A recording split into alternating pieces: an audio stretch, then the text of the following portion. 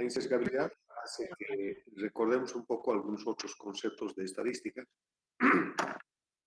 como que hay una distribución de muchos valores que provienen de muestras posibles y que de esas muestras posibles existen distintos estimadores y que la frecuencia de estos estimadores se aproxima a una distribución normal y que el promedio esperado de ese valor es igual al parámetro poblacional. Y la consistencia es que a medida que se aumenta el tamaño de la muestra, el valor del estimador se aproxima más al valor del parámetro. Y en el límite, cuando el tamaño de la muestra es igual al tamaño de la población, el valor del estimador es igual al valor del parámetro. Finalmente, la eficiencia significa que la variabilidad que tienen los estimadores debe ser una variabilidad mínima, es decir, su varianza del estimador debe ser una varianza mínima. Entonces se dice que el estimador es eficiente. Si su varianza es grande, pues tendrá que ser ineficiente.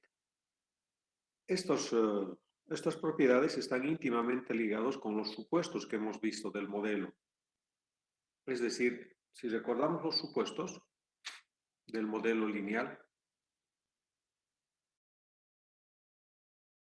que debe haber linealidad, que el valor esperado de U debe ser 0, que la varianza esperada de U debe ser también constante, que no debe estar covariado, el término estocástico, que la variable exógena debe ser independiente de la variable aleatoria y que debe haber normalidad en U.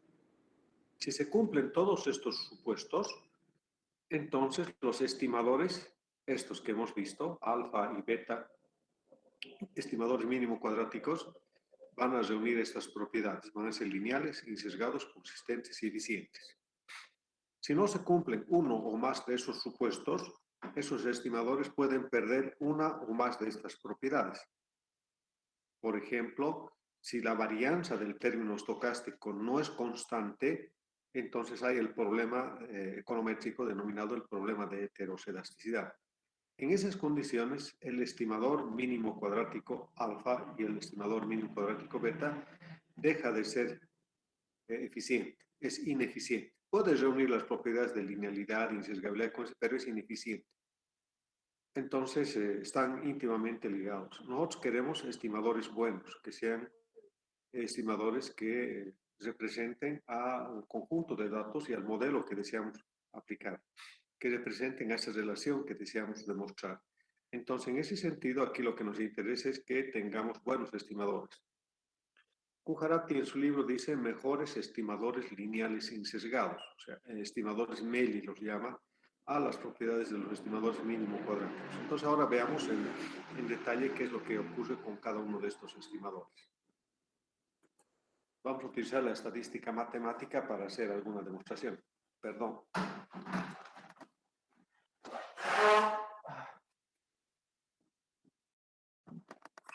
Ay, disculpe.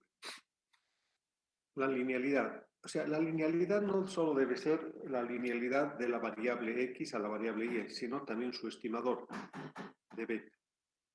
Si recuerdan la estimación de beta a partir de mínimos cuadrados con desvíos, era beta estimada igual sumatoria de yx entre sumatoria de x cuadrado.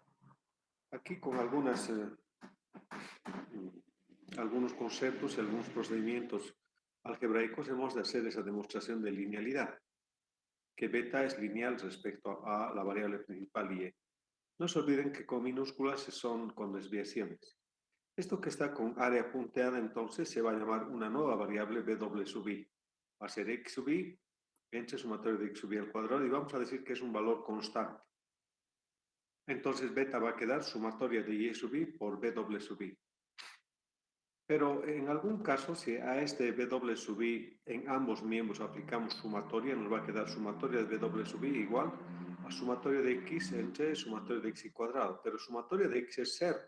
Por lo tanto, 0 entre cualquier valor es 0. Finalmente, sumatoria de w sub i va a ser 0.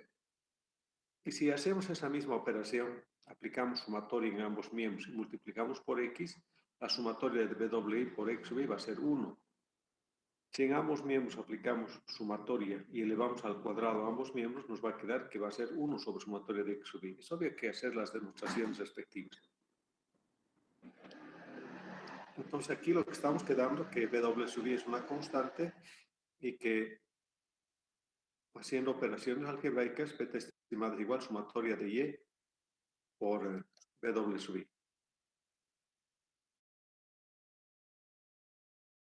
Y vemos entonces beta estimada es igual sumatoria de y por w sub i.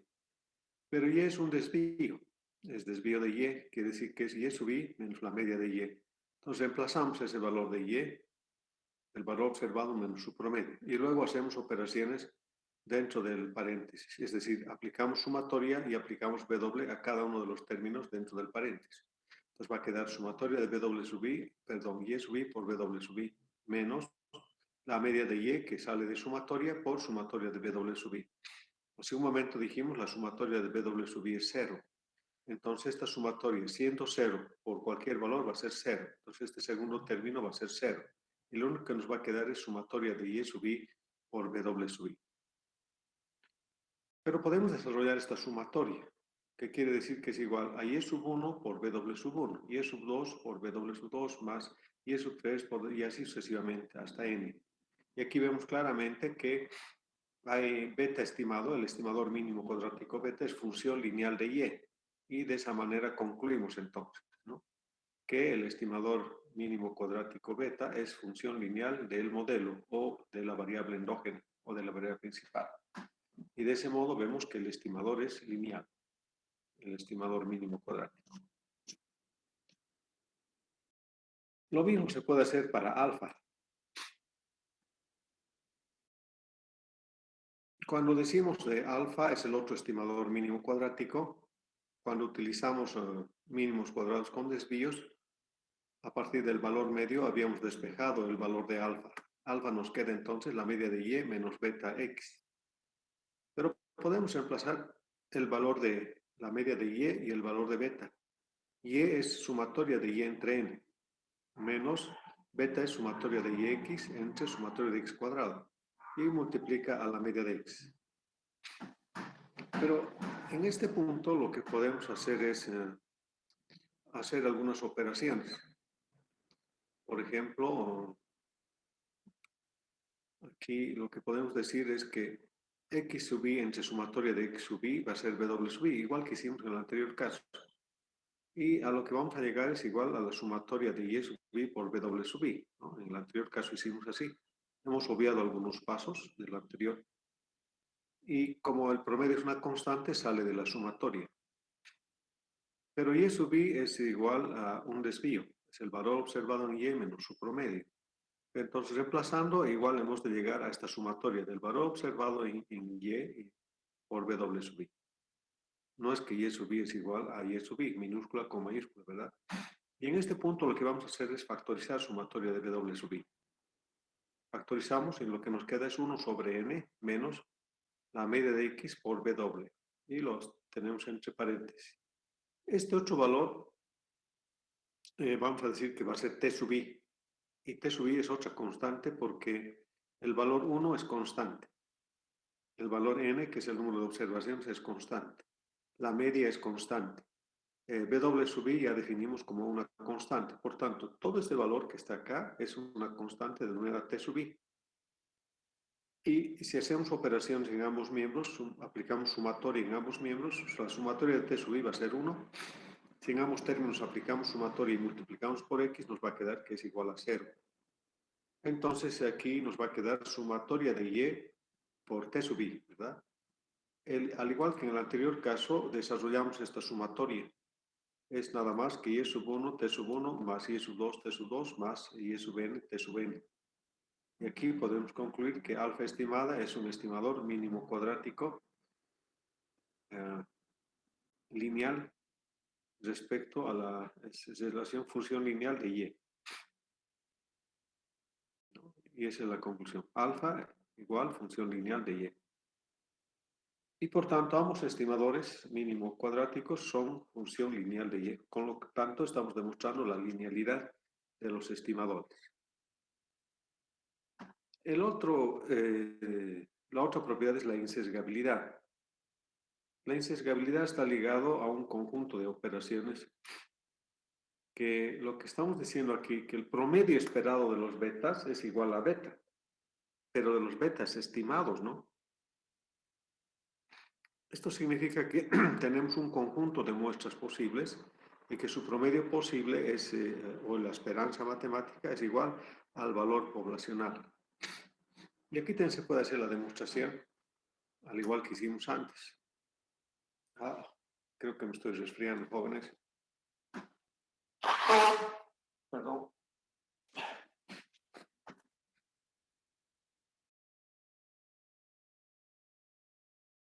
Beta estimado es el estimador mínimo cuadrático.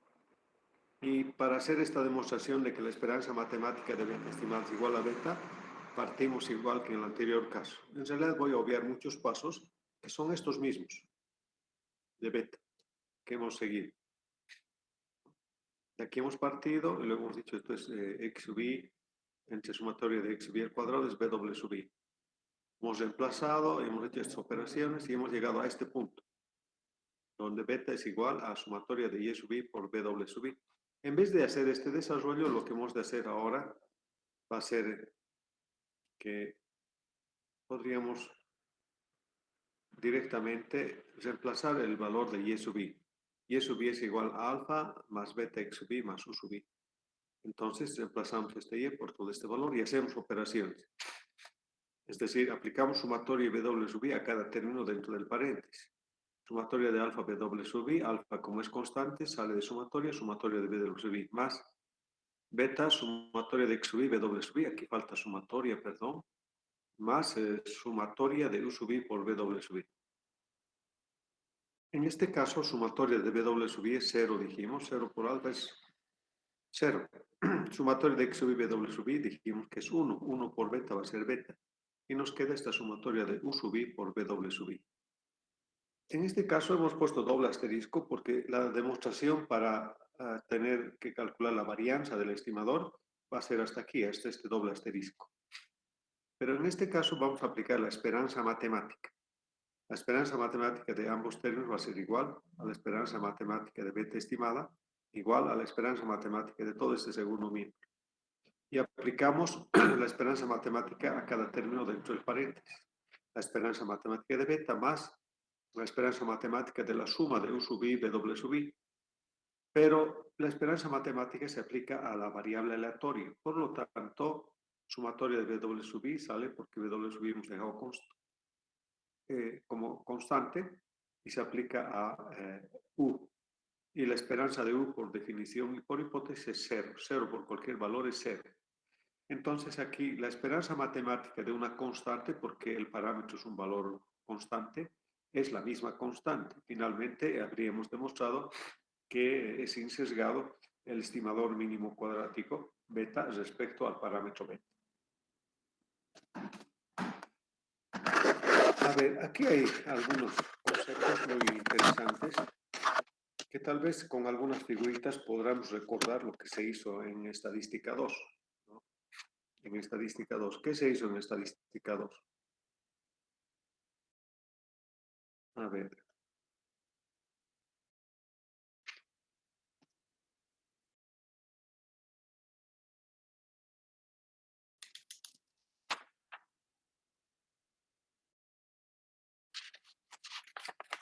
Voy a recurrir a unas figuras que hice en Excel.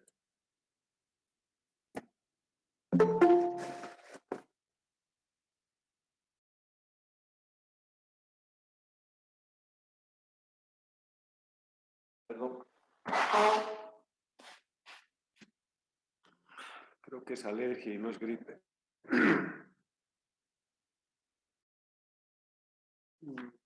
Si van a ver esta figura, a partir de esta figura vamos a explicar lo que es la insesgabilidad.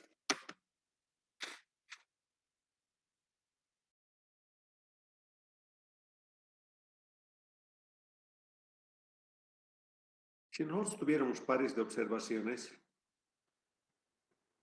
de los datos poblacionales, de los valores y x, subieran todos estos valores. Y1, X1, Y2, X2 y así sucesivamente. Como es poblacional, entonces podríamos utilizar la ecuación del modelo lineal simple, que es igual a Y sub I igual alfa más beta X sub I más U sub I. Es el mismo modelo lineal. Entonces lo que podríamos hacer es, es decir,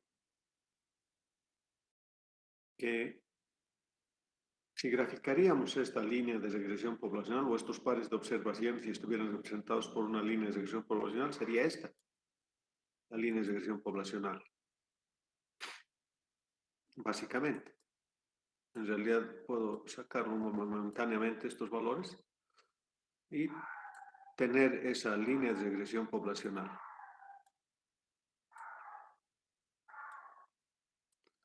Entonces, si los datos fueran poblacionales, esta sería su línea de regresión poblacional, LRP. Aunque la nube de puntos no nos interesa ver en este momento. Pero como vemos aquí están los tres ejes para U, para Y y para X en el modelo lineal simple.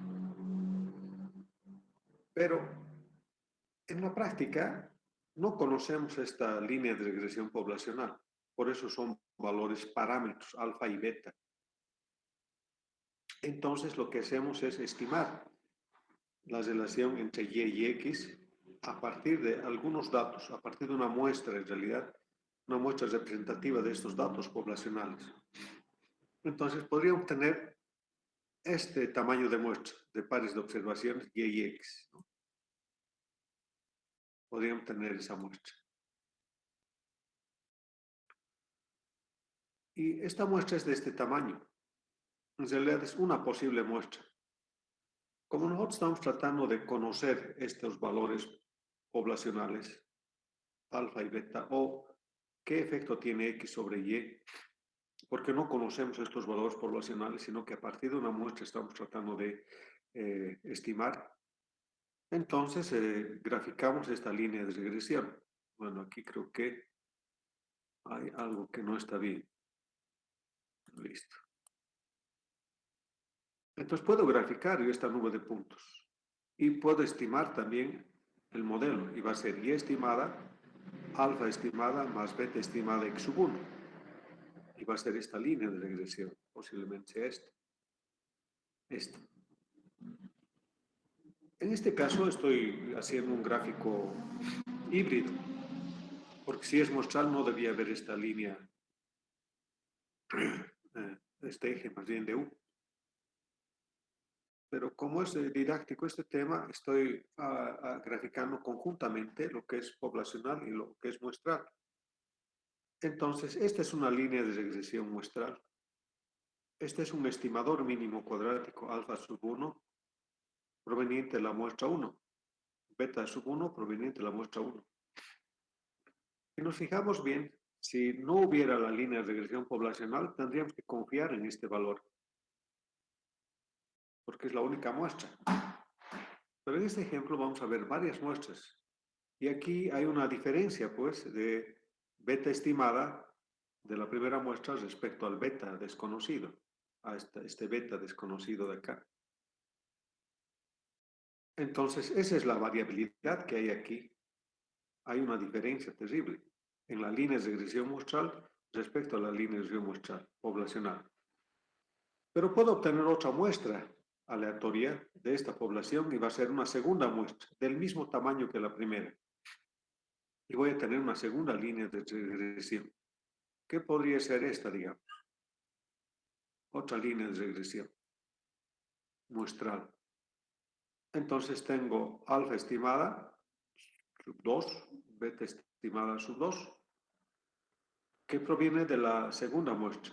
Es una muestra posible, no es una muestra ya obtenida. Y así voy a tener muchas muestras posibles del mismo tamaño. Y de ese modo voy a tener muchas líneas de regresión. Unas van a estar muy próximas, otras van a estar más paralelas y así sucesivamente, ¿verdad? Otras más alejadas, otras que van a estar, y así sucesivamente. Todas van a estar alrededor de esta línea de regresión poblacional. Y voy a tener entonces la muestra 1, la muestra 2, tantas muestras posibles como combinaciones de n en n. Entonces, todas estas líneas de regresión muestrales son posibles líneas de regresión muestrales. Por eso dice acá, muestras posibles. Y cada muestra posible tiene una línea de regresión posible. En estas circunstancias, lo que vemos es que los valores alfa van a tener distintos valores para cada una de las muestras. Por tanto, va a ser variable. Alfa, para cada una de las muestras, es una variable. Y es aleatoria porque proviene de una muestra posible. Lo mismo beta. Hay un beta 1, beta 2, beta 3, beta 4 posibles. Entonces también varían los betas de una muestra a otra. También es una variable, además es variable aleatoria. Entonces estamos concluyendo de que tanto alfa como beta son variables aleatorias. Son variables aleatorias. Entonces podríamos calcular el promedio esperado de alfa sub 1 más alfa sub 2 más alfa sub 3, todos los alfas. ¿Cuál es el promedio esperado? Y eso se llama la esperanza matemática de alfa estimada. Y ese promedio va a ser igual al valor desconocido alfa. Lo mismo va a pasar con beta. ¿Cuál es el promedio esperado de estos betas? Porque es esperado porque son muestras posibles. Beta 1, beta 2, beta 3, más sumamos todas esas y dividimos entre combinaciones de n en n y nos va a dar la esperanza matemática de beta estimada. Como es variable aleatoria, el promedio esperado de todos los betas va a ser igual al beta poblacional, al valor beta desconocido.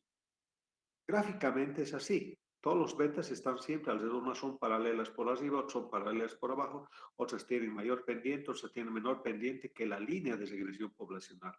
Y la línea de regresión poblacional no es más que la línea poblacional que no conocemos, ¿no? Es esta, y es sub i igual alfa más beta x sub i, que es esta línea negra. Que podríamos ponerle de otro color, no está bien así, se distingue, ¿verdad? Pero esto mismo se puede ver a través de algún otro gráfico, a través de este gráfico. ¿Qué tal si nosotros graficamos la frecuencia de estos betas, beta 1, beta 2, de todos los betas, de todas las muestras posibles? La frecuencia esperada va a tener esta forma de distribución, es decir, una forma de distribución normal. Aquí tenemos los valores de beta y va a haber betas con este valor, más betas con este otro valor y luego menos betas. O sea, es como aquí, ¿no? Unos que están por encima, otros por debajo, pero la mayoría va a estar cerca seguramente.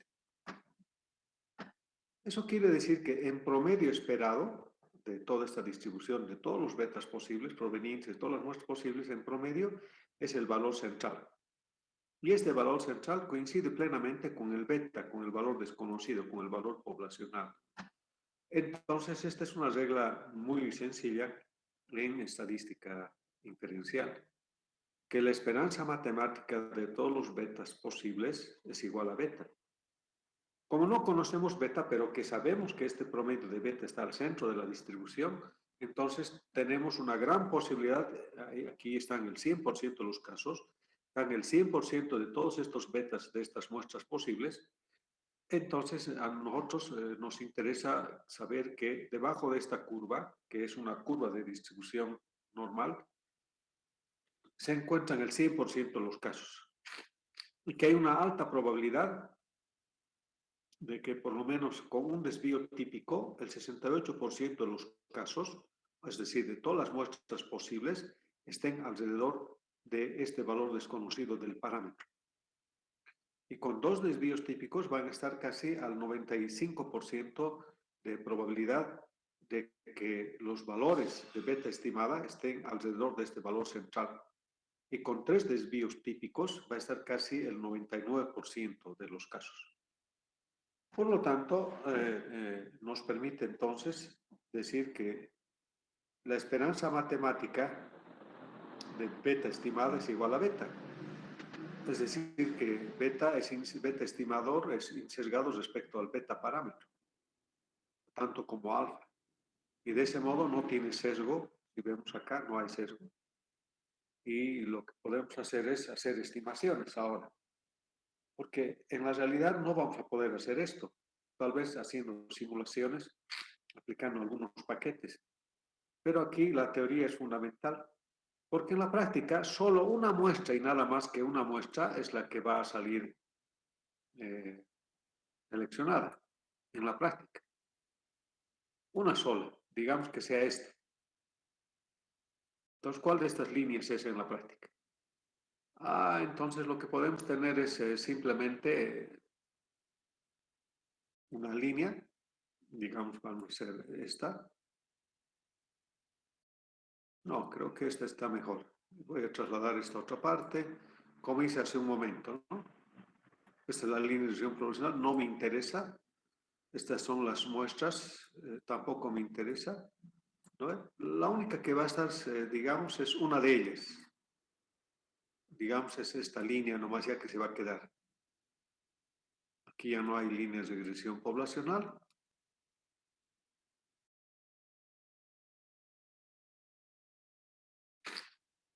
Y es la única que tengo esa en la práctica.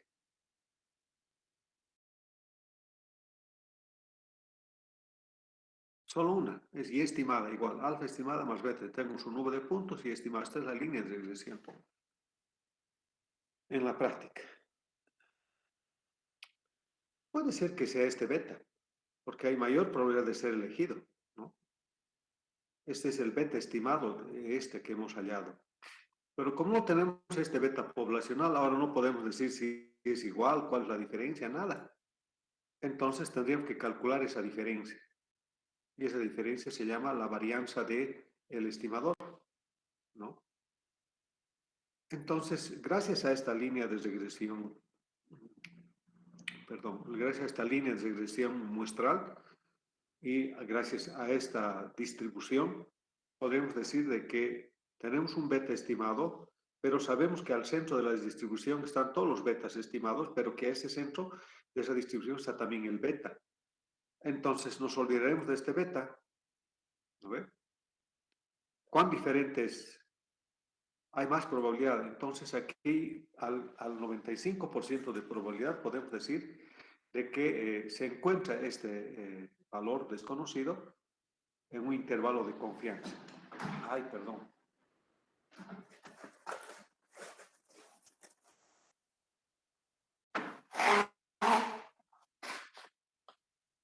Creo que me ha hecho mal el paro.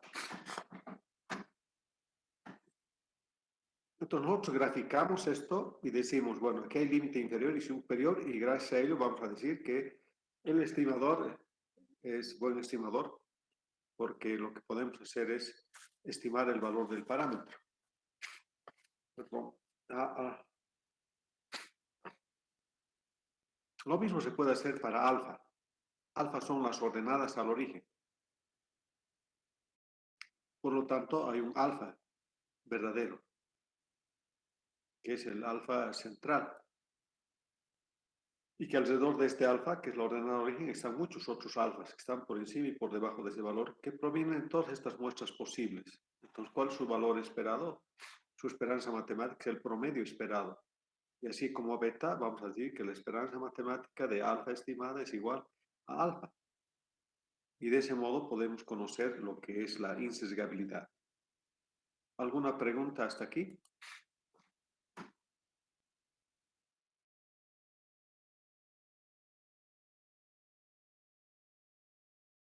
Bueno, si no hay preguntas, vamos a seguir avanzando entonces.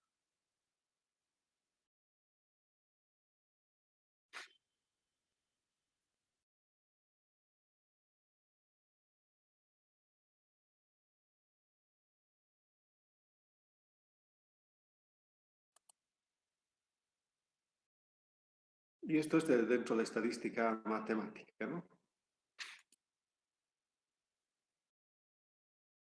La insesgabilidad de alfa, del mismo modo, se parte de su fórmula respectiva, tal cual hicimos anteriormente, para la linealidad. Y en vez de desarrollar la sumatoria, vamos a reemplazar el valor de y. Y es igual a alfa más beta x más u. y aplicamos sumatoria y t a cada término dentro del paréntesis. Alfa, sumatoria de t sub i, más beta, sumatoria de t sub i x sub i, más sumatoria de u sub i, t sub i.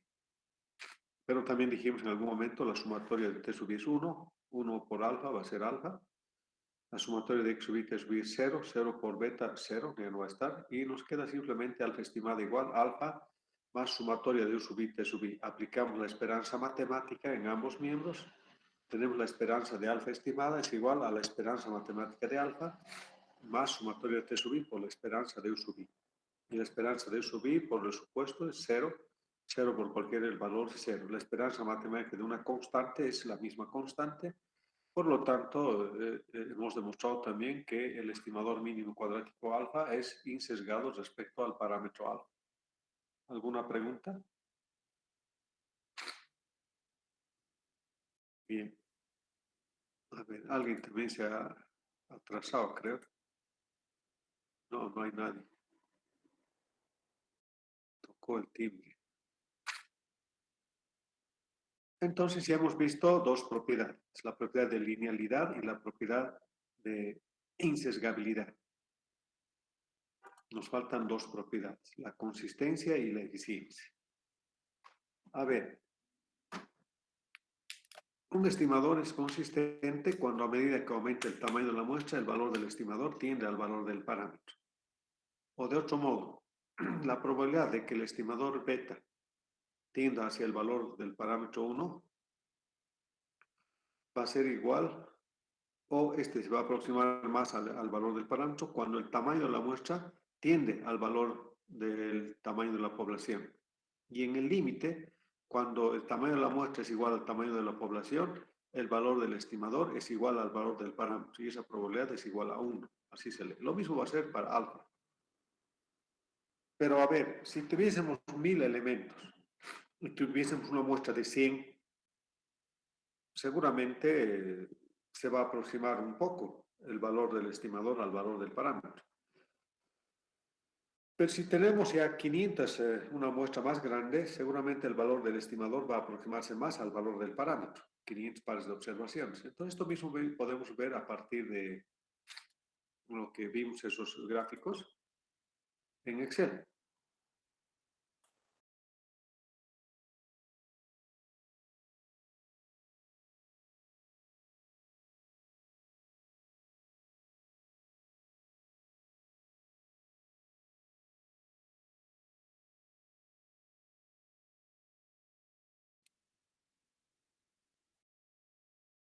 O sea, este mismo ejercicio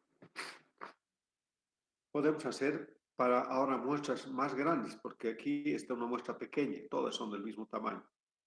Pero ahora tenemos muestras medianas. Si tenemos muestras medianas, con seguridad que se van a aproximar más la mayoría de estos estimadores hacia el parámetro poblacional, hacia la línea de regresión poblacional. Entonces estas líneas van a estar seguramente más pegadas a la línea de regresión poblacional, ¿verdad? Pero si este mismo ejercicio hacemos para muestras grandes, n grandes, pares de observaciones, entonces estas líneas de regresión van a estar mucho más pegadas a la línea de regresión poblacional. Una que otra estará más separada. Habrá otras que estén más paralelas, etcétera, pero van a estar más pegadas. Eso quiere decir que a medida que aumentamos el tamaño de la muestra en términos teóricos, el valor del estimador se aproxima más al valor del parámetro.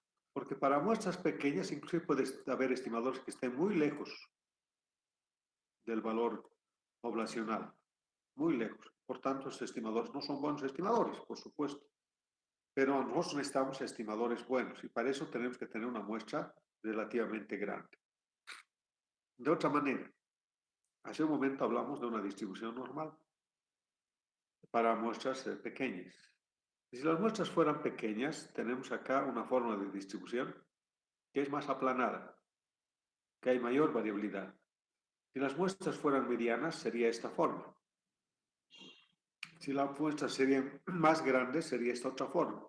Es decir, que tendría una mayor altura. Pero en todos los casos el valor central es el valor del parámetro, solo lo que varía es su variabilidad de beta. Hay mayor variabilidad para muestras pequeñas que para muestras medianas, y hay mayor variabilidad para muestras medianas que para muestras grandes. ¿En qué sentido variabilidad? De que el valor del estimador se va a aproximar más al valor del parámetro, ¿verdad? Porque hay mayor probabilidad. Aquí están más concentrados los distintos betas y aquí están más dispersos. Entonces, aquí también se ratifica que a medida que aumenta el tamaño de la muestra, el valor del estimador se aproxima más al valor del parámetro. ¿Alguna pregunta? Esto sucede para alfa y sucede también para beta.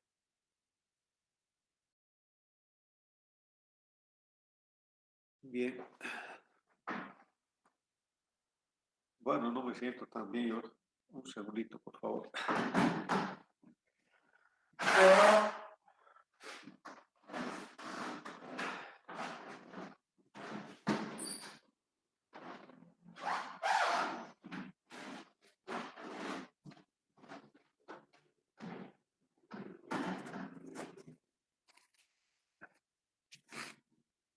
Ahora sí. Podríamos volver entonces a la teoría. En la teoría nos falta ahora la eficiencia, la otra propiedad. La eficiencia es que tengamos una varianza mínima, una varianza pequeña. Entonces se puede demostrar también cuál es el valor de la varianza. En este caso, igual que nosotros, se parte del estimador beta. No, creo que es nomás alergia.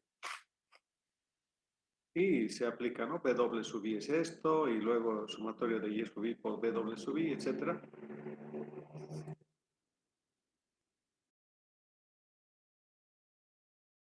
Y luego había un doble asterisco, donde era igual beta estimada igual a beta más esta sumatoria, que podemos recordar. Este, de aquí. Pero se parte de esta demostración para demostrar cuál es la varianza de beta. Entonces, este beta va a ir al otro miembro, va a restar beta estimada menos beta igual sumatorio de W sub I o sub I. Y en ambos miembros ahora se aplica la esperanza matemática y se eleva al cuadrado. La esperanza matemática de beta estimada menos beta al cuadrado es igual a la esperanza matemática de toda esta sumatoria al cuadrado. Pero esta esperanza matemática de beta estimada menos beta cuadrado es la varianza de beta que se puede simbolizar también de este modo.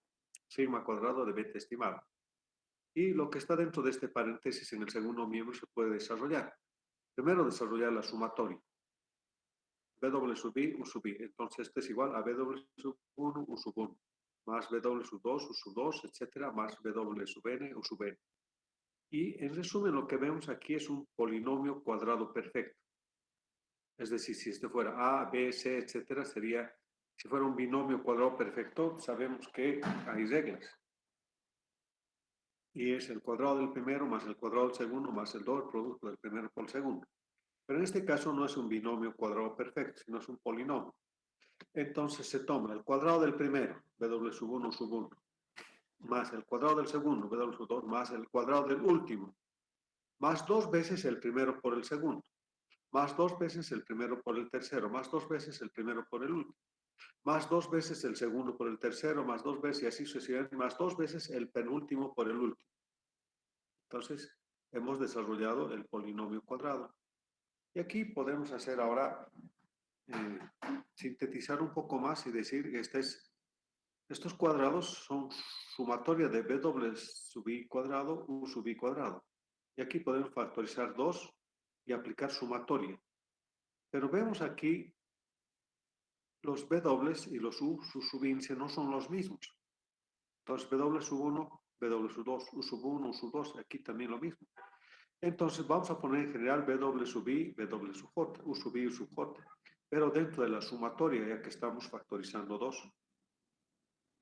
Entonces aquí, en este término, aplicamos la esperanza matemática a la variable U.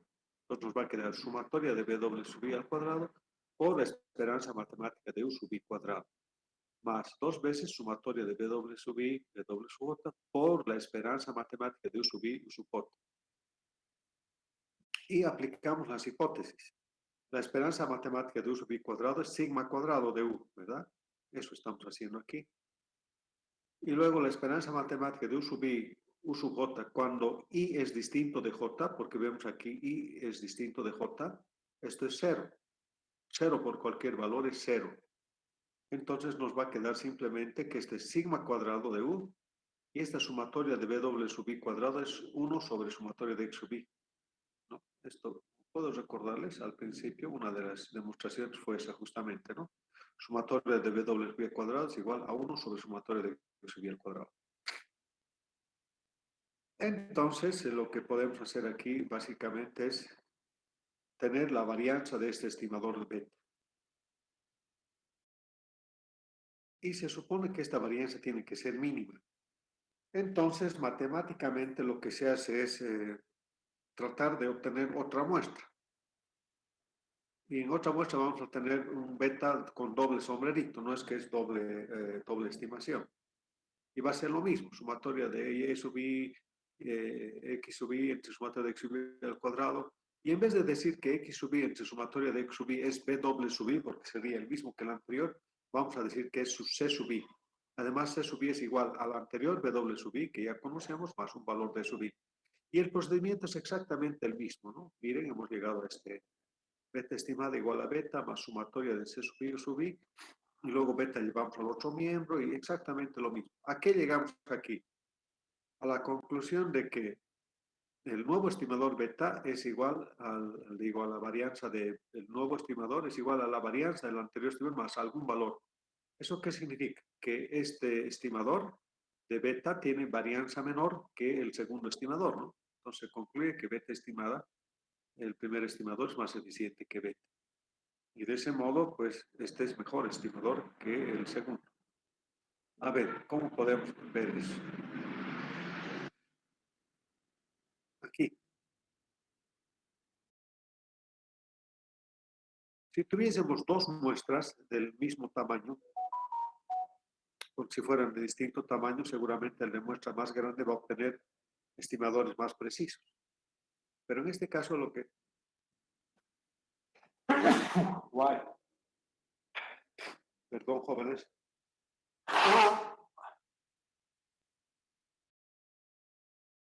Pero en este caso lo que nos interesa es, a partir de esta muestra de tamaño N1, que es igual a la muestra de tamaño N2, calcular sus estimadores, la línea de regresión muestral. Y la pregunta es, ¿cuál de los estimadores es más eficiente? ¿Qué dijeron ustedes si son de la muestra, de la misma muestra? No podemos saber. Entonces lo que se hace es calcular la varianza de los estimadores mediante esa fórmula que habíamos visto hace un momento.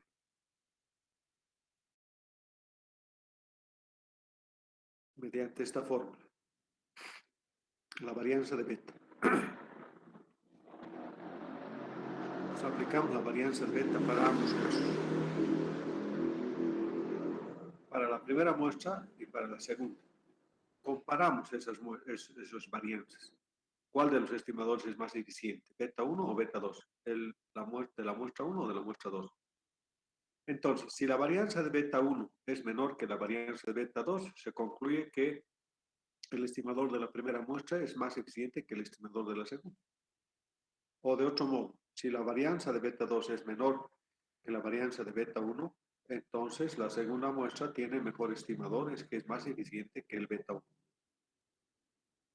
Y por lo tanto, aquí lo que estamos concluyendo de la eficiencia de los estimadores. Pero esto es también teoría, porque en la práctica no hemos de obtener dos muestras, en la práctica hemos de tener una sola muestra. Entonces tendríamos que confiarnos. ¿Y qué significa esto en términos gráficos? A ver, en términos gráficos, voy a seguir utilizando el Excel.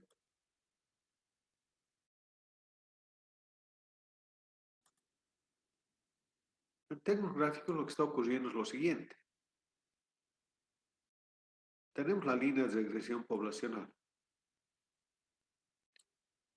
Entonces, tenemos dos muestras. Teóricamente también hablando, ¿no? Ya, tenemos dos muestras, hemos obtenido de cualquiera que sea, no importa, son del mismo tamaño. Tenemos esta línea de regresión polinomial que no la conocemos, pero en este caso estamos graficando simplemente. De la primera muestra vamos a obtener su línea de regresión, que es esta. De la segunda muestra, digamos que va a ser esta. Voy a poner un poquito más así. No, no me gusta esto. Esto voy a poner. De la segunda muestra. Aunque se nota claramente cuál tiene más varianza. La varianza del estimador implica de saber qué diferencia hay entre el valor del estimador respecto al valor del parámetro. En realidad, la varianza es simplemente una forma de cálculo, porque lo que tenemos que obtener es la raíz cuadrada de la varianza. Y la raíz cuadrada de la varianza nos va a decir qué diferencia hay entre este beta 1 estimada y el beta. Y en este otro caso, entre el beta 2 estimada y el beta. Claro que el beta no conocemos en la práctica, ¿no es cierto? Entonces aquí, ¿cuál tiene menor variabilidad? Teóricamente también se puede calcular estas varianzas. ¿De qué manera? A ver, todas estas varianzas pueden tener un valor. ¿Qué diferencia hay entre beta 1 y beta? ¿Qué diferencia hay entre beta 1 y... Pero aquí está un poco mal, digamos. ¿Qué diferencia hay entre beta 2 y beta? ¿Qué diferencia hay entre beta 3 y beta? Sí, todos los betas, toditas. Podemos copiarlos todos. Esas diferencias nos van a dar una variabilidad. Y es la varianza de beta, es la esperanza matemática de todos los betas. De los beta estimadas sub i menos beta al cuadrado. A ver si puedo hacer algún gráfico aquí. Creo que no voy a poder. Mi máquina no está habilitada. Esto mismo pues podemos copiar. Copiar y pegar. Ya. Entonces aquí voy a poner la esperanza matemática. Perdón, tendría que ser fuera del paréntesis. De todas las betas, beta i tendría que ser beta estimada i respecto al beta. Si fuera así, el promedio de estas diferencias, el promedio esperado, fuera cero, ¿no? Porque hay pendientes que están por encima, pendientes que están por debajo, otros pendientes son más grandes, otros son más pequeños, va a ser cero. Para evitar que sea cero, cada una de esas diferencias se eleva al cuadrado.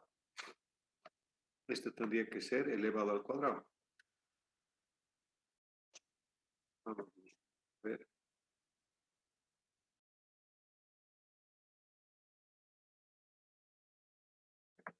Ya. Es el primer beta 1. El del segundo beta 2 de la segunda vuelta tendría que ser también elevado al cuadrado. Y así sucesivamente. Beta 2, beta 3, beta 4, todas las betas. De todas estas betas que están acá. De cualquiera de estas. Y la esperanza matemática de todas las betas sub i también tendríamos que tener al cuadrado.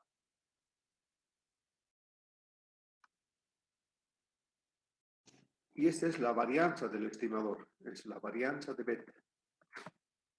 Varianza de beta. A ver, ¿cómo copio beta?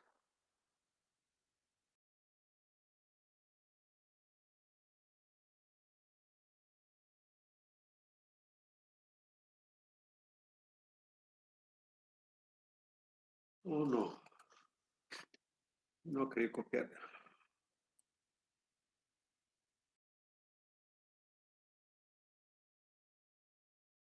A ver, de nuevo. Copiar, pegar.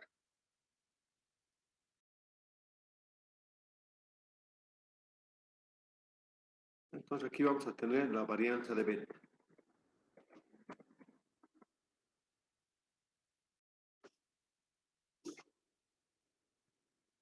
La varianza de beta es igual a esta esperanza matemática.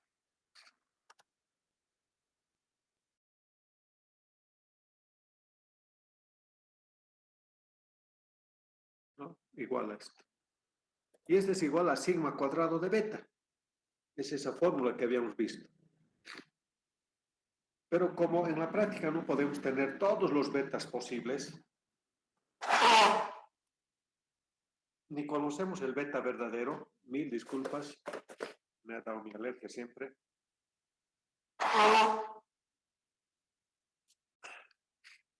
Entonces hay que estimar esta varianza. ¿Cómo se estima? A través de esas fórmulas que hemos visto. Estas diferencias hay que verlas. Por eso hemos aplicado la esperanza matemática de beta sub i a menos beta.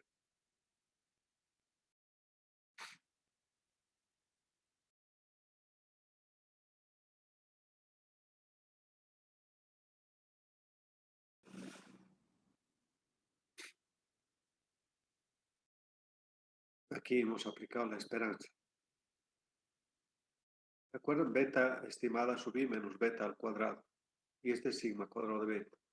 Entonces, todas esas diferencias tendremos que estimar en base a la varianza de u entre la sumatoria de x sub i al cuadrado. Entonces, ¿cómo es la varianza de u? La varianza de u también tendríamos que estimar.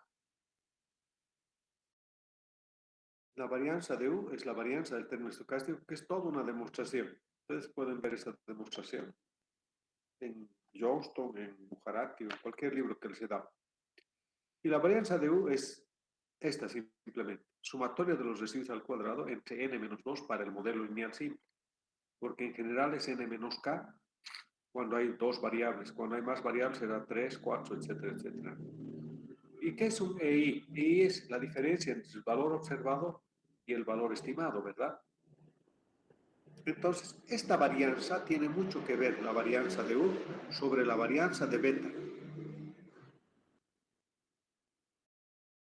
Porque la varianza de beta o del estimador beta es igual o es directamente proporcional a la varianza de U. Es decir, si hubiera mucha variabilidad en U, igual hubiera mucha variabilidad en beta. Si hubiera poca variabilidad en U, igual habría poca variabilidad en beta. ¿Eso qué significa? Recuerden todas esas líneas de regresión que les he mostrado, que están alrededor de las líneas de regresión poblacional. Cuanto más cerca estén del valor poblacional, entonces habrá menor variabilidad. Pero en la práctica no hemos de poder ver todo eso. Lo único que hemos de ver es la nube de puntos. Y tendríamos que ver si esa nube de puntos está más pegado o más próximo a la línea de regresión muestral. Entonces, en ese caso, la varianza de U es pequeña, porque vamos a ver cómo es la suma de cuadrados. Y vamos a creer que la varianza de beta es menor, por supuesto.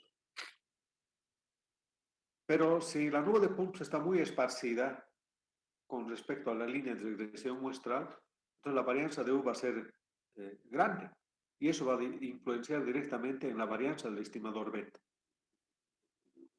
Entonces, nosotros ya podríamos saber en un gráfico, en una dispersión, cómo es esa variabilidad de U y cómo es la variabilidad de beta.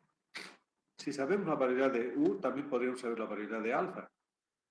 Porque para alfa, no sé dónde está la fórmula, está acá creo. Aquí está.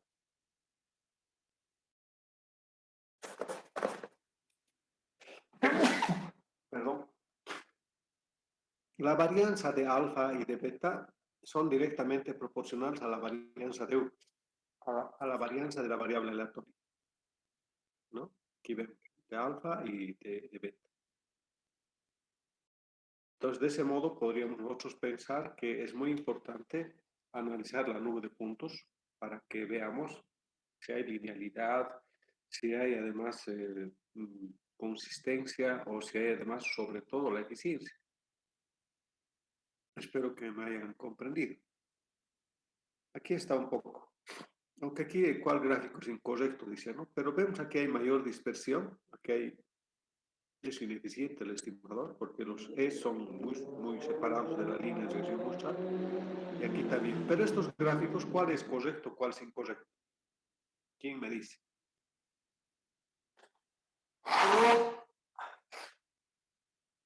Ay, perdón. Creo que voy a suspender clase nomás ya y analicen ustedes.